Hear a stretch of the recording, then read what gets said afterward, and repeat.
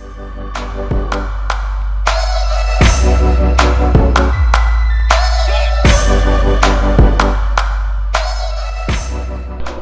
tout le monde, mon nom est Daphne Orizier, je suis spécialiste en communication, je suis aussi une ancienne étudiante internationale à l'Université d'Ottawa. Aujourd'hui, je vais partager avec vous différents challenges que j'ai rencontrés quand je suis arrivée ici et durant mes études à l'Université d'Ottawa.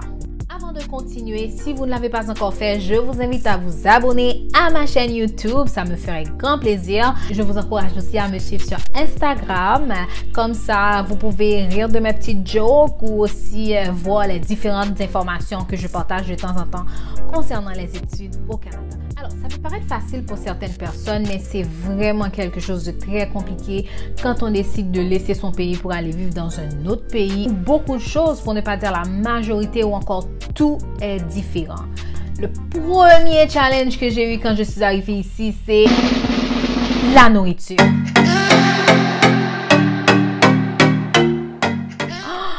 Oh my God, like... Moi, dans mon pays, quand on se lève le matin, c'est comme le déjeuner copieux, là. Dans ma culture, le petit déjeuner, c'est le repas de la journée le plus important.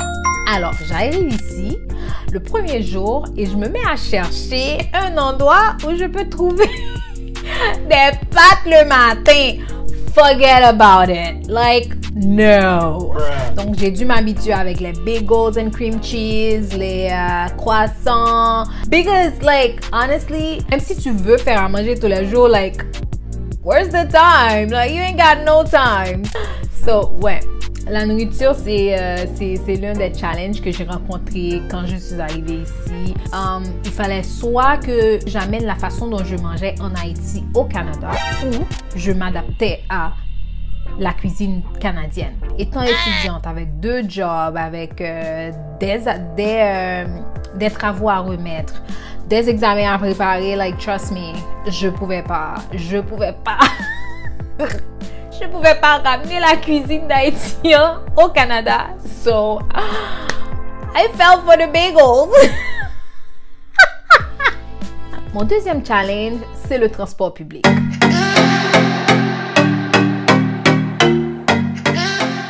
Like, c'était un grand saut pour moi parce que dans mon pays, je conduisais. Mais quand je suis arrivée ici, tu es étudiante internationale, tu as beaucoup de dépenses. Donc, acheter une voiture, c'était pas la première chose qui m'était venue en tête.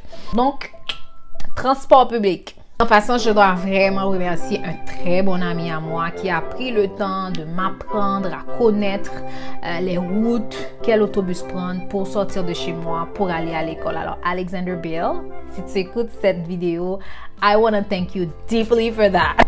Mouah!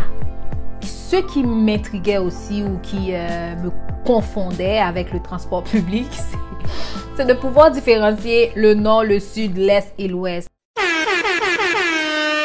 Le même numéro de bus peut se rendre à l'ouest et pas à l'est. Je me souviens de ce matin où je devais me rendre à l'école et j'ai pris le bus. On m'a juste dit, ah, tu prends la 76 et puis tu arrives à l'école. Alors, pas la 76, la 16. Moi, je suis arrivée puis le bus est venu puis hop, je suis montée dans le bus et après une dizaine de minutes, je me suis dit, mais attends là, je vais pas à l'école. Et j'ai dit au chauffeur, est-ce que vous allez passer à côté de l'Université d'Ottawa? Puis il m'a répondu, non. Tu as pris le mauvais bus. Et je devais me rendre en classe. Like, I was late. So, yeah, c'est quelque chose que j'ai appris aussi. Donc, quand tu vas à l'ouest, tu dois prendre l'autobus qui va à l'ouest. Quand tu vas à l'est, tu dois prendre l'autobus qui va à l'est. Trust me, even now, I'm still learning that.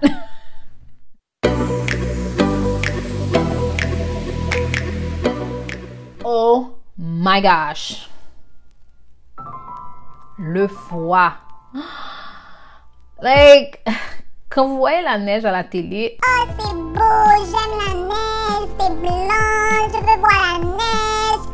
Ben, dis donc, quand vous verrez la neige, vous n'allez pas l'aimer autant, hein? Oui, c'est vrai, la neige, c'est beau, mais quand l'hiver s'en vient ou quand l'hiver est là, ce n'est pas le même feeling. So, moi, je viens d'un pays où il fait chaud pendant toute l'année.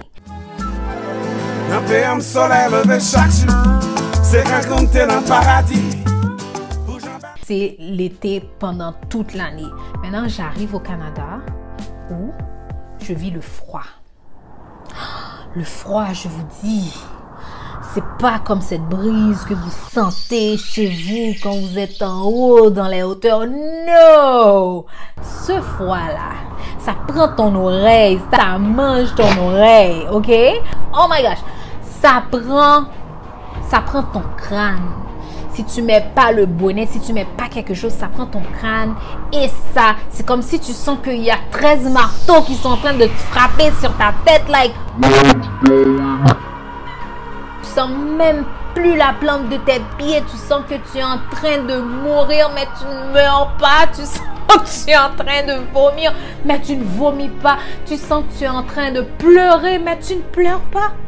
C'est ça, le froid. C'est pas la neige qui tombe avec la musique de Noël. C'est ça, le froid. Enfin, les saisons. Guys, trust me, you're gonna wear something for each season. C'est pas comme en Haïti, like, je mets ça and that's it pour toute l'année. Non, tu changes. Il te faut des tenues pour l'été, des tenues pour l'hiver, des tenues pour l'automne, des tenues, like... Je me lève le matin, mon legging, c'est mon petit maillot là, ou mon sweater. By the time I get back home, il fait tellement froid que je suis en train de frire dans le froid là. And you realize, but il faisait pas froid ce matin.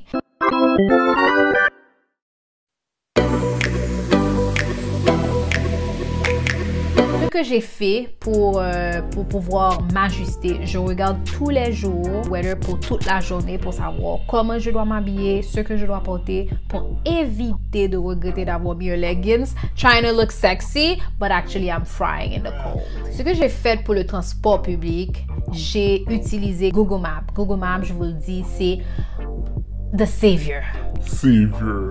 So, partout où je vais, je mets l'adresse sur Google Maps et ça me dit quel bus je peux prendre, quel nom de bus que je dois prendre. Et aussi, j'utilise même Google Maps même quand je marche. Ça me dit quelle direction je dois prendre, ça me dit où je dois me rendre. Donc, vraiment, like, try Google Maps. Google Maps is the one. Quand j'ai compris que je ne pouvais pas vraiment m'adapter avec la nourriture, donc ce que j'ai fait, j'ai commencé à préparer des dish for the week. Dish for the week, c'est comme la nourriture pour la semaine. Je prépare la nourriture pour une semaine. No, I can't have it for more than a week. No, like, si je prépare pour une semaine, à partir du 3e jour là, je commence vraiment à en avoir marre. Like, no. You know, sometimes, des fois, je suis fatiguée, j'arrive pas à le faire, so I skip a week, je saute une semaine. But mostly, c'est ce qui m'a aidé. Je mangeais surtout à l'extérieur parce que en période d'examen, quand c'est chaud, quand il y a genre 3 papers to write, you know, 3 final exams, like you really don't have time to cook. Like, je n'ai pas le temps pour cuisiner. Donc, je suis obligée de manger à l'extérieur. Et I started to target certain places where I like to eat. L'arabe, j'aime manger le chinois, j'aime manger l'indien parce que ce sont des cuisines qui se rapprochent de ma cuisine. Je détectais certains de ces petits endroits-là qui sont près du campus ou bien qui sont sur le campus où je peux aller manger parce que, like, really, I can't have a hot dog every day. Like, no. Pour la saison, je me suis adaptée. Alors, ce que j'ai fait, j'ai classé mes habits selon les saisons. Donc, je me suis procuré un manteau pour l'automne, 2 manteaux pour l'hiver et je me suis acheté aussi un jacket pour le spring.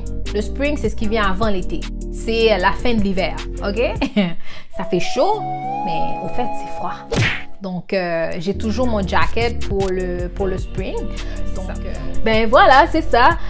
Je sais que j'ai parlé de cette challenge comme des choses que j'ai vécues quand j'étais étudiante, mais il y en a toujours que je suis en train de vivre et avec lesquelles j'apprends à m'adapter, telles que la nourriture, les saisons ou le transport, là, ça c'est mon affaire maintenant. Là, je suis vraiment habituée avec le transport, mais c'est surtout la nourriture et les saisons qui sont en train de me... Mais quand même, je pense qu'après 4-5 ans ou peut-être 25 ans, you never know, je vais finir par m'habituer avec. Alors, j'espère que cette petite vidéo va t'aider si tu es un futur étudiant international, que tu vas pouvoir tirer une petite leçon là-dessus. Si vous avez des questions ou si vous avez des confusions, vous voulez connaître certaines choses, vous pouvez laisser un commentaire. Je réponds toujours aux commentaires. Ou si vous voulez, vous pouvez m'écrire sur Instagram. Je réponds toujours aux messages.